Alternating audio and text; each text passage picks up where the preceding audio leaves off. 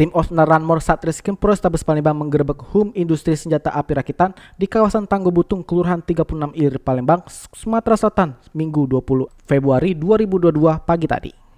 Pantauan sumselupdate.com, tim yang memiliki slogan Beguyur Baik ini menampilkan dan mengamankan peralatan pembuat sempira seperti mesin bubut, gerinda, dan alat pendukung lainnya.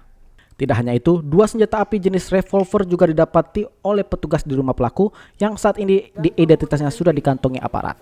Reskrim Polrestabes Palembang Kompol Tri Wahyudi melalui Kasubnit Ranmor itu Joni Palapa Minggu 20 Februari 2022 menuturkan pelaku tersebut merupakan residivis kasus 363 dan kembali berulang. Pasalnya, tim Ranmor Polrestabes Palembang juga menemukan mesin kasir dan alat kesehatan di rumah pelaku. Saat ditanya, sudah berapa lama Hum Industri Sempira tersebut berjalan dan di mana saja penyebaran senjata yang membahayakan nyawa itu, mantan Kanit Reskrim Ilir Timur 1 Palembang belum mendapatkan informasi tersebut.